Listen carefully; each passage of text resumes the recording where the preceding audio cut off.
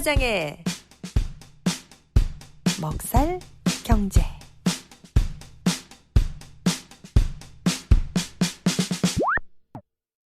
김 사장의 먹살 경제.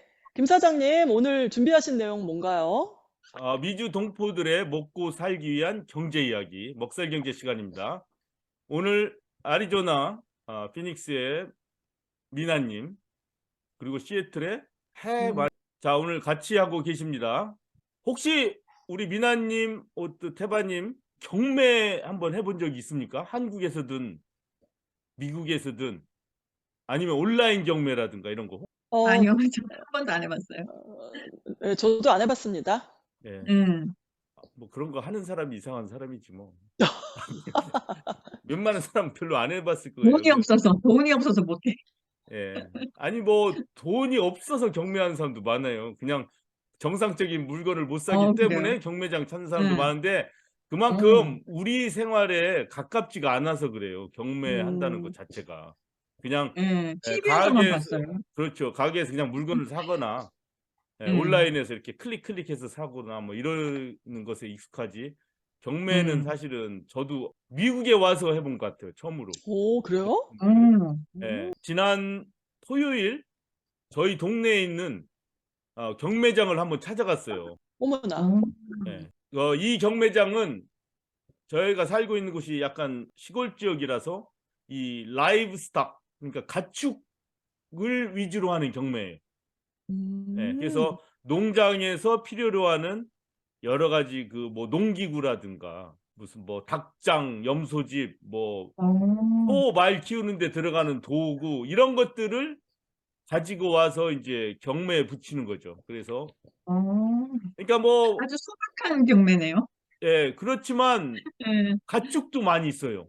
음. 닭, 오리, 돼지, 소, 염소 뭐 이런 것도 와서 경매에 붙이는 거예요. 그러니까 그래서 뭐 사람들이 팔려고 가져오는 것도 있을 것이고 뭐 어떤 곳은 뭐 어딘가가 뭐 파산을 했거나 농장이 문을 닫았을 때 거기에 있는 가축이나 물건들을 뭐 다 가져와서 필요한 사람들이 사게 한다든가 뭐 이런 거 하겠죠. 그래서 저도 염소를 찾다 보니까 이걸 알게 됐는데 가까운 거예요. 제가 사는 곳하고. 그래서 어머나. 네. 다녀왔는데 영상을 한번 잠깐 보도록 하겠습니다. Sitting on the steel trap. You buy choice. 10 on the bill, 10 give it in, 10 give it in, 10 give it in, 5 on the bill. 5, 7 high, 5, 7 high, 5 here, 7 high, 5, 7 high, 7 high, 10, 7 high, 10, 7 high, 15, 10, 12 high, 12 high, 15, 12 high, 15, 12 high, 15.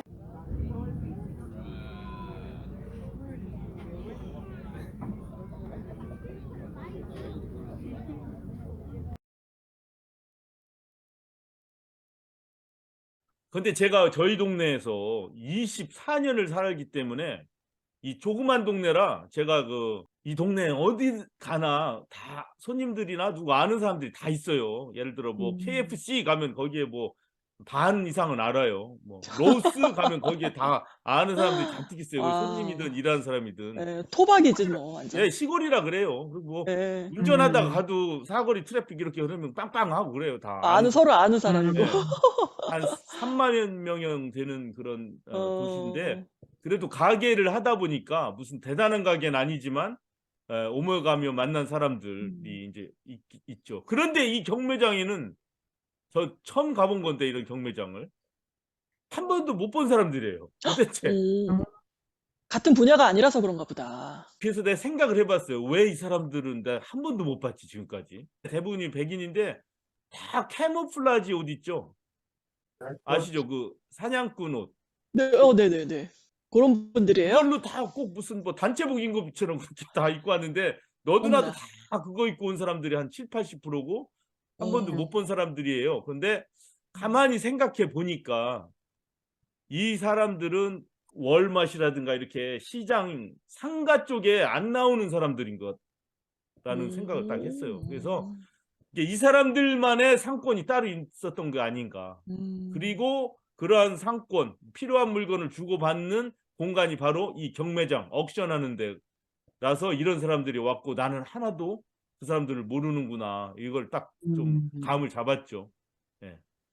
그래서 경매장에 가보니까 가족들이 다 와요. 애들이랑 다 와서 시간이 굉장히 오래 걸려요. 그러니까 우리 같은 경우는 빨리빨리 뭐 사지 않습니까? 필요한 거. 뭐 맞아요. 가게를 가더라도 탁 가가지고 사오고 온라인에서도 검색해가지고 뭐 탁 사고 막 그러지 않습니까? 그렇죠. 빨리빨리 근데 하죠, 이 뭐든지. 사람들은 그게 아니에요. 가만히 보니까 즐기러 오는 것 같아요. 오. 가족들 다 와. 애들이랑 다 오고 거기 조그만 구내 매점이 있어요. 캔틴이라고 뭐 군대 내 구내 매점이라고 해야 되나? 네네. 거기에서 뭐 별거 아니에요. 스낵하고 뭐 음료수하고 이런 거 사고 거기 옥수수 튀긴 거 뭐 이런 걸 다 들고서 앉아서 천천히 하는 걸 다 보는 거예요. 이게 우리 같은 사람은 그거를 지겨워서 못 볼 거 아니에요. 나하고 상관없는 건데 그러니까. 남들이 주고받고 사고 팔고 하는 거 그냥 구경하는 거예요. 계속 몇 시간 동안. 오. 가족들이 다 와서. 그래서 이런 세상도 있구나라는 거를 딱 깨달았고 그 아까 동영상에는 나오지 않지만 조그만 송아지들이 4마리가 있었어요. 정말 한우 색깔하고 비슷해요. 똑같은데 그게 85불인가에 다 팔렸어요. 4개 다. 어머, 한 엄청나게 마리에 싸고 85불? 싸다. 아니요. 4마리 다 합쳐서. 4마리가 85불이요? 네. 아이, 네, 그래서 깜짝 거저다. 놀랐습니다. 아, 어떻게 그렇게 그러게. 싸? 그다음에 아까 영상에서 보인 그 마차에 들어있는 소가 중간 크기입니다. 근데요. 거의 어른 소예요. 예. 그거 460불에 팔리더라고. 오, 세상에. 가격도 왜냐면 너무 좋네. 예, 그냥 잡동사니 팔 때는 사람들이 한 100여 명 모여서 뭐 사는데 그래서 뭐 아까 보였다시피 뭐 5불, 뭐 10불, 7불 올라가는데 이 가축하는 데는 사람이 없어요. 추워서 그런지. 그냥 서너 명이 와서 보고서 얼마 그 옥션 하는 사람이 뭐 불렀다가 아무도 없으면 쫙 내려가요, 밑으로. 어머. 그러다가 두세 번 비드가 있다가 그냥 없어져 버려요. 그러니까 가격이 올라갈 리가 없죠. 더 싸게 사신 거예요, 사람 그러면? 비더가 없는데, 사람 자체가 없는데. 그러니까 그 큰 소가 460불에 팔리는 거 보고 이거 도대체 세상에. 어떻게 된 건가 해서 염소도 제가 사려고 기다리는데 이 시간이 너무 걸리는 거예요. 그래서 포기하고 그냥 왔습니다, 제가. 아이, 그거 다음에 못 또 가려고. 사셨어요? 예, 다음에 또 가려고. 그래서 예. 그런데 말입니다. 내일이 추수감사절이고 다음 날 블랙 프라이데이인데 우리 미나님이나 태바님 뭐 물건 구매 계획이 있으신가요? 없으신가요? 있으면 있다고 얘기하셔도 됩니다. 안 잡아먹어요. 저는 없어요. 저는 그 물건이 필요하면 그때그때 사지 블랙 프라이데이라고 해서 일부러 그날 사진 않아요. 미나님은요? 예. 저도 젊을 때는 꾸역꾸역 가가지고 사람 복잡하고 그런데도 가가지고 막 샀거든요. 근데 요즘은 그런 열정이 없어요. 네. 그래서 별로 안 가. 너무 비슷해요. 복잡하고. 비슷하다. 예. 예. 알겠습니다. 예. 하여튼 뭐 이제 마음의 평안을 찾으셨다고 해석도 되고 어머. 또 필요한 그리고 거는 이미 다 무력을 있구나 좀, 뭐 이런 생각도 드네요. 예. 필요한 건 다 있으니까. 무력을 버려가지고. 예. 자, 그래서 많은 그 언론이 지금 올해 블랙 프라이데이 이 할리데이 쇼핑은 과연 어떻게 될 것인가 이 예측들을 많이 하고 있거든요. 네. 뭐 작년보다 한 6%, 7% 더 많이 오를 거라고 이렇게 얘기를 하는데 저나 우리 상당수의 많은 이 미주의 소매업, 자영업 하시는 한인분들 같은 경우는 뭐 온라인에서 파시는 분들도 많이 있으시겠죠. 이제는 내 물건을 가게에서만 팔 수가 없겠다. 온라인으로 옮겨가자라고 하시는 분들도 있겠고 또 상당수 부분들은 뭐 어떻게 온라인으로 갈 수가 없어서 그냥 매출이 뭐 적어진다든가 뭐 그거를 그냥 바라만 보고 있거나 뭐 이런 상태가 있는 분들이 많이 있을 텐데 온라인 상거래와 전통적인 가게 상거래 두 개를 한번 비교해 봤습니다. 네. 그래서 여기 그림에 보시다시피 가게 상거래 그러면 제가 청계천 상가 이거를 한번 옛날 한국을 생각하면서 한번 이렇게 그려봤습니다. 청계천. 온라인 상거래는 아마존 이렇게 그려봤어요. 근데 둘 다 물이 흐르는 거 아니겠습니까? 그래서 이렇게 물이 흐르는 모습. 청계천에도 물이 흐르고 아마존에도 와. 물이 흐른다. 이거 직접 다 하신 거예요? 예. 그린 건데 이제 청계천에 가면은 혹시 여러분들은 아실지 모르겠어요. 미나님이나 세바님은. 근데 없는 게 없었어요. 청계천에 옛날에. 예를 들어 자전거 페달이 부서졌는데 거기에 나사 하나가 없다. 그럼 청계천 가면 있는 거예요. 거기에. 예. 무슨 뭐 기계 체인이 하나가 없다. 아무 데도 찾을 수가 없죠 옛날에. 그러면 청계천 가면은 거기에 뭐 가게가 뭐 몇백 개 있지 않습니까? 나올 때까지 가는 거죠. 아, 이 아마존에서는 서치하지 않습니까? 네. 제품의 이름을. 그러면 청계천에서는 어떻게 서치하냐면 이슈 이렇게 서치하는 거예요. 이슈. 아저씨 이거 없슈. 이슈. 이거 이슈 없어. 그럼 다음 아저씨 다음 가게 이슈 없어. 자, 그래서 이 아저씨의 머리가 바로 지금 아마존의 컴퓨터 한 대랑 비슷해요. 북스 디파트먼트, 뭐 엘렉트로닉 디파트먼트, 뭐 이렇게 아마존에는 컴퓨터 한 대가 그 굴리지 않습니까? 내가 원하는 걸 찾기 위해서. 청계천에서는 이 아저씨가 바로 머리가 컴퓨터죠. 그래가지고 쫙 찾아요, 머릿속에서. 근데 신기하게 아마존에 못지않게 잘 찾아요. 그러니까요. 판단도 빨라요. 아저씨 그거 없이요? 딱 하고 저쪽 가게 가봐. 저쪽 저기 쓰레기통 옆에, 세 번째. 전봇대 옆에. 예. 그럼 거기 가면 딱 있어요. 여기도 시간 별로 안 걸려요. 뭐 아마존도 서치할 때 되면 뭐 어떤 때 인터넷 느리면 왱 돌다가 딱 나오지 않습니까? 서치 리절트 뭐 no found 뭐 이렇게 나오듯이 청계천 옛날에 그렇게 했습니다. 자, 그런데 이 인스토어와 온라인 쇼핑에서 어떤 게 환경에 더 피해가 많겠습니까? 인스토어. 네, 둘 다 장단점이 있을 것 같기도 하죠. 왜냐하면 저는 그런 생각도 했어요. 물건을 만들어서 전국에 있는 이런 우리 가게까지 쫙 왔을 때 좀 안 팔리는 것들도 있을 거 아닙니까? 왜냐하면 가게에서 살 때는 손님이 주문한 것 더하기 예상을 해가지고 샀는데 안 팔리는 것들이 있으니까 그런 거를 다 합치면 그것도 나름대로의 환경이 안 좋은 일들이 있겠죠. 예, 뭐 이런 거 저런 거 생각해 보면 약간 헷갈려요. 과연 어떤 게 더 환경이 안 좋을까? 그런데 아까 그림에 보였다시피 온라인 쇼핑이 그냥 전통적인 가게 상거래보다 환경에 60%나 더 안 좋대요. 더 안 좋다고요? 예, 왜냐면 조그만 물건 하나 사는데 그 패키지 들잖아요. 박스 들고 오. 뭐 버블 랩 손톱 많은 거 하나 들고. 오는데 거기에 뭐 비닐백에 무슨 뭐 피넛 그거 막 넣고 그거 배달 받으면 다 뜯어가지고 어떻게 해요? 다 버리죠. 버리지 않습니까? 그게 엄청나잖아요, 그게. 그러네요. 그리고 일반 조그만 가게에서 안 팔리는 재고품이 좀 있긴 하지만 이 뭐 온라인에 사가지고 물건을 안 보고 사니까 사고 나서 안 맞으니까 되돌리니까 30%나 되지 않습니까? 그런 게 또 재활용이 안 돼요. 이런 것들이. 그래서 지난번 우리 미우새에서도 얘기했지 않습니까? 이런 안 팔리는 반품들이 창고에 엄청나게 쌓인다고. 이거 다 환경에 피해를 주는 것들이죠, 이게. 그러네요. 예. 그 다음에 또 한 가지 아까 그 보여준 조사 연구 기관에 따르면 전통적인 가게에 가서 살 때는 소비자들이 운전을 해서 가지 않습니까? 갈 때 여러 가지를 같이 해요. 애 학교에서 데리러 오다가 그로스리 들려서 무하고 배추하고 파하고 상추하고 사오다가 몰에 들려서 시아버지 드릴 빨간 잠바 하나 사오고 하면서 이 가스를 효율적으로 쓴다 이거예요. 이게 현저하다 이거예요. 그런데 온라인으로 산 거는 그 조그만 거 하나를 하기 위해 가지고 UPS, 페덱스, 뭐 포스트오피스 트럭이 가는데 이 소비가 엄청나다 이겁니다. 네, 그래서 그렇구나. 전통적인 이 판매 방식이 환경에 훨씬 더 좋다는 거예요. 물론 현재 추세를 거스릴 수는 없어요. 왜냐하면 그 조그만 물건 정말 얼마 찾지 않는 거를 일반 가게에서 찾을 수가 없어요 지금. 예를 들어 아직도 이 동네 할머니 할아버지들은 일반 전화기 있죠, 우리 무선 전화기. 네. 이제 다 안 쓰잖아요, 그거 집에서 쓰는 거. 그거 배터리를 살 수가 없어요 이제.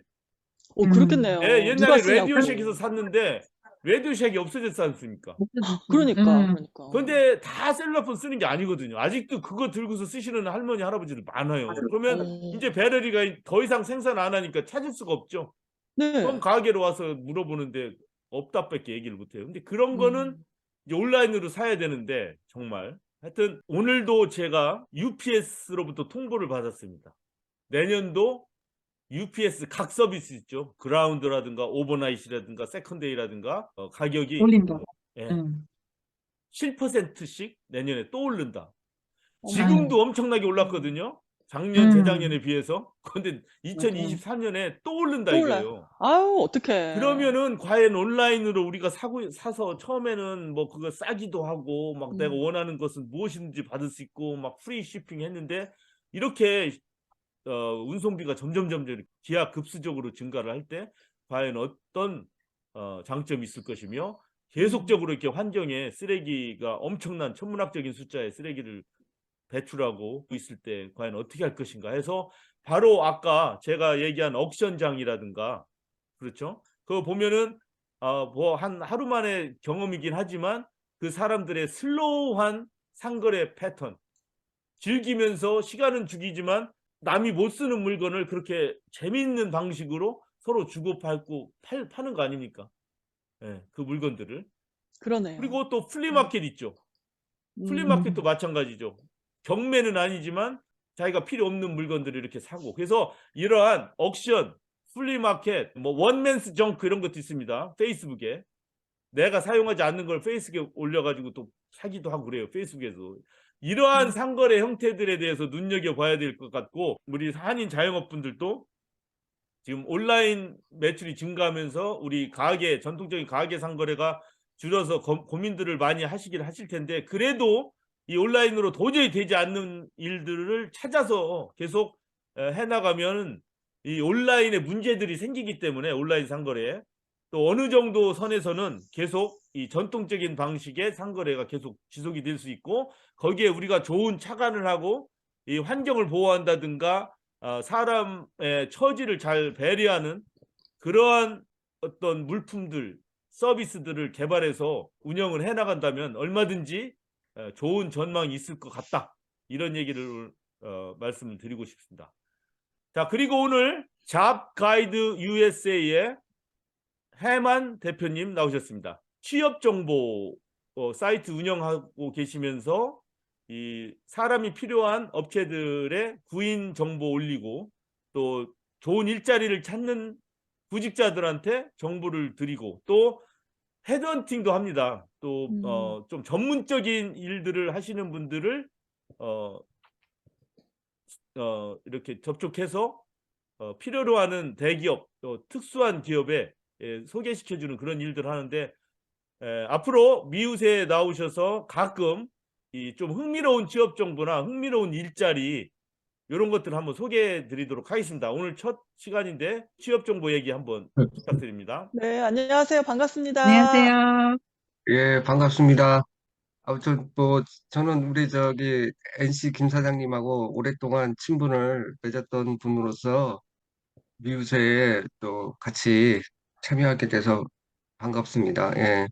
우리 김 사장님이 저희 그 사이트에 또 항상 매주마다 이 미우새 내용들을 올려주세요. 업데이트 해주시더라고요. 그래서 몇몇 분들이 이거 뭐냐고 물어보는 사람도 있었어요. 예. 네. 그래서 저는 지금 잡가이드 USA라고 하는 그런 그 사이트에서 헤드헌팅을 주로 하고 있습니다. 신생 사이트라서 아직까지는 알려지진 않았고요. 예, 주로 이제 미국에 있는 한인 기업들을 대상으로 하는 쉽게 말해서 인력 소개서 또는 이제 고급 인력 추천하는 그런 회사, 즉 헤드헌팅 회사를 지금 하고 있는 거죠. 예.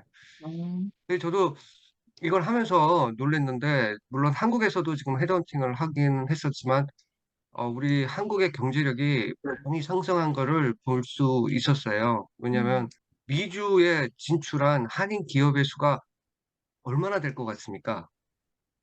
그러니까 예를 들어서 뭐 삼성도 있고 현대도 있고 뭐 이런 것도 있지 않습니까? 예. 네. 총영사관 기준으로는 8,000개가 나와 있다고 그러더라고요. 8,000개요? 오. 네, 야, 맞네. 8,000개. 진짜 그런데 이거는 많네요. 이제 그 총영사관에 이제 등록이 된 회사들이고 그러나 뭐 이런 중소기업이나 이런 데는 꼭 그 영사관을 통해서 이렇게 할 이유는 없는 데가 많거든요. 그래서 이제 네. 조그만 소기업까지 포함하면은 한 15,000에서 16,000개 정도가 지금 여기 미주에 있다고 그러더라고요. 어우, 예. 예. 참 예, 많네요. 그러니까 한국의 경제력이 이제 미국을 많이 쫓아하고 또 미국을 타겟으로 하기 때문에 조금 잘 나간다 그러면 이제 미국의 그 법인을 물론 한 명만 이렇게 하시는 분도 회사도 있지만 뭐 많은 데는 뭐 몇천 명, 뭐 현대자동차 알라바마는 뭐 거기야 뭐 엄청난 수가 있고 또 샌프란시스코의 삼성도 엄청난 그런 수가 있지만 그래도 뭐 제가 몇몇 하는 기업들 보면 한 80명에서 100명 뭐 이렇게 정도에 되는 회사들이 꽤 있고요. 뭐 어떤 데는 두세 명 정도 있는 회사도 있고 또는 이제 또 미국 내에서 또 성공하신 또 한인 기업들이 있거든요. 이제 예를 들어서 뷰티 서플라이나 뭐 이런 쪽으로 이제 성공하시고 또 나름대로 컴퓨터 쪽에 IT 쪽에 이렇게 진출하신 분들 또 꽤 있더라고요. 그래서 이런 분들을 대상으로 하는 이제 헤드헌팅을 지금 하고 있습니다. 아직까지는 제가 지금 한 1년 조금 넘었는데 좀 사이트가 활성화가 안 돼가지고 많은 그런 것은 없지만 그래도 기존에 어떤 업체들한테는 계속 꾸준하게 연락이 와서 그래도 작년보다는 좀 많이 매출이 올라가는 그런 정도 상황입니다. 미우새가 우리 저기 태바유님하고 두 분이서 계속 진행을 하다가 좀 테마를 바꿨나 보더라고요. 그래서 또 저번 주인가 저저번 주에도 뭐 많은 분들이 오셨다고 내가 얘기는 들었는데 제가 그때는 참석을 못했는데 아무튼 뭐 이렇게 나와서 인사를 드리게 된 그 자체에 대해서는 감사하게 생각합니다. 네. 네, 그래요. 앞으로 종종 전체 기업 현황 이것도 좋지만 이제 구체적으로 뭐 어떤 기업은 작은데 정말로 절실한 도움이 필요하다든가 뭐 사람이 필요해서 뭐 그런 거 있으면 뭐 가끔 소개 좀 부탁합니다. 알겠습니다. 네, 고맙습니다.